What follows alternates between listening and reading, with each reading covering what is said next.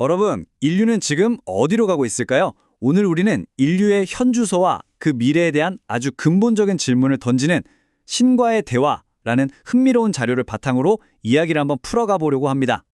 이야기는 아주 강력한 경고로 시작합니다. 이 세상이 벼랑 끝에 서 있다고요.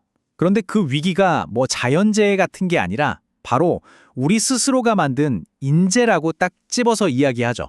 바로 이 전제가 오늘 우리가 파고들 이야기의 가장 중요한 시작점입니다. 자, 오늘 우리가 함께 따라가 볼 여정은 이렇습니다. 먼저 인류가 처한 위기가 얼마나 심각한지 보고 그 문제의 진짜 본질은 과연 무엇인지 파헤쳐 볼 거예요. 그리고 왜 우리는 그토록 옳다는 걸 증명하려고 싸우는지, 그렇다면 이 낡은 믿음을 어떻게 넘어설 수 있는지, 그리고 마지막으로 평화에 이르는 5가지 구체적인 단계까지 차근차근 따라가 보겠습니다. 첫 번째 이야기부터 아주 묵직하게 시작하는데요. 지금 우리가 보고 있는 이 수많은 분쟁들 있잖아요. 이게 그저 그런 또 하나의 전쟁이 아니라는 겁니다. 자칫 잘못하면 우리 인류 문명 전체를 끝장낼 수도 있는 그런 실존적인 위협이라고 처음부터 아주 분명하게 선을 긋고 시작합니다. 그런데 진짜 문제는요. 우리가 병의 증상은 기가 막히게 보고 있는데 진단은 완전히 엉뚱하게 내리고 있다는 거예요. 그러니까 문제의 진짜 원인은 찾지도 못하고 자꾸만 다른 곳만 파고 있다는 거죠. 과연 진짜 원인은 뭘까요? 그래서 이 대화가 우리의 관점을 완전히 뒤집어버리는 질문 하나를 툭 던집니다.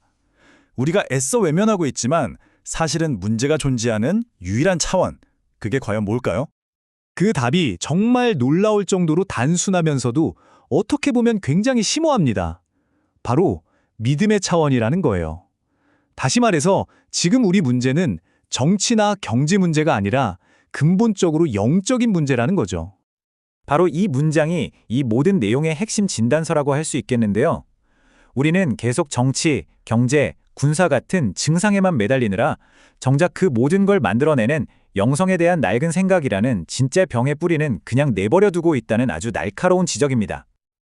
아니, 여기서 이상한 점이 생기죠. 우리에게 성스러운 지혜를 줘야 할 그 믿음이 어떻게 오히려 우리를 분열시키고 벼랑 끝으로 내모는 무기가 됐을까요?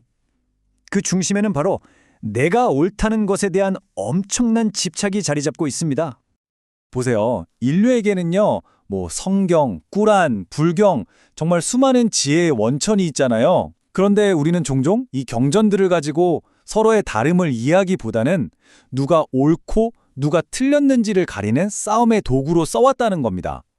이게 바로 그 비극적인 역설을 정확히 짚어내는 말입니다. 우리에게 최고의 기쁨과 평화를 줘야 할 지혜의 원천이 오히려 서로를 미워하고 상처 입히는 최고의 고통의 근원으로 바뀌어버린 거죠. 아니, 도대체 왜 이러는 걸까요? 뭘 위해서 평화, 행복, 심지어 우리 목숨까지 버려가면서 싸우는 걸까요? 그럴 만한 가치가 있는 게 대체 뭘까요? 그 답이 정말 충격적일 정도로 간단합니다. 단지 옳기 위해서래요. 내가 믿는 게 맞다는 걸 증명하려는 그 욕구가 사랑, 평화, 심지어는 살아남는 것보다 더 강력한 힘이 되어버렸다는 거죠. 자, 그럼 이 꽉 막힌 믿음의 감옥에서 빠져나올 방법은 없을까요? 다행히도 해결책이 있습니다. 근데 이게 좀 흥미로워요. 낡은 걸 부숴버리는 거부가 아니라 그걸 품고 넘어가는 확장의 답이 있다고 말하거든요. 여기서 아주 중요한 개념이 하나 나오는데 바로 초월입니다. 근데 우리가 생각하는 그 초월이랑은 조금 다를 수 있어요. 초월은 무언가를 파괴하거나 버리는 게 아닙니다. 그 한계를 넘어서 더 넓은 차원으로 나아가는 걸 의미해요. 자, 이 표를 보시면 그 차이가 확 와닿으실 거예요. 왼쪽의 거부는 낡은 걸 망치로 부수는 것에 가깝다면 오른쪽의 추월은 낡은 것 위에 새로운 것을 더해서 더 크고 조화로운 전체를 만드는 것에 가깝죠. 그러니까 내 믿음이 틀렸다고 할 필요 없이 불완전했구나 라고 인정하고 성장하는 겁니다. 아니, 이렇게 좋은 방법이 있는데 왜 우리는 이걸 그렇게 어려워할까요? 그 이유가 우리 생각 속에 아주 깊이 박혀있는 어떤 기이한 모순 때문이라고 합니다. 바로 이거예요. 진짜 이상하지 않나요? 생각이나 아이디어에 대해서는 오래된 것이 가치 있다고 믿으면서 정작 사람, 즉 연장자의 지혜는 무시하고 새로운 사람을 더 가치 있게 여기는 이중적인 태도를 보인다는 거죠. 이게 얼마나 위험한 저항인지 보여주는 아주 강력한 사례가 하나 있습니다. 1800년대 후반으로 한번 가볼게요. 헤르만 퀴멜이라는 의사가 있었는데요. 당시 수많은 환자들이 수술 후에 감염으로 죽어가는 걸 보고 아주 간단한 방법을 제안합니다. 바로 수술 전에 손을 씻자는 거였죠. 근데 당시 의료계는 이 새로운 생각을 비웃고 조롱했어요. 지금 우리에겐 완전 상식이지만 당시엔 이 생명을 구하는 아이디어가 엄청난 저항에 부딪혔던 겁니다. 자, 그럼 이 저항의 악순환을 끊고 우리의 믿음을 한 단계 발전시킬 구체적인 방법은 뭘까요? 다행히도 우리가 따라갈 수 있는 아주 명확한 5단계의 길이 제시됩니다. 평화로 가는 길은 이 5단계로 요약됩니다. 첫째, 일단 인정하는 것부터 시작합니다. 내 낡은 믿음이 더는 통하지 않는다는 걸요. 둘째, 내가 아직 모르는 게 있다는 걸 시인하고, 셋째, 새로운 이해에 기꺼이 마음을 엽니다. 넷째, 그걸 탐구해볼 용기를 내고, 마지막으로 내가 깨달은 가장 숭고한 믿음을 삶으로 살아내는 거죠.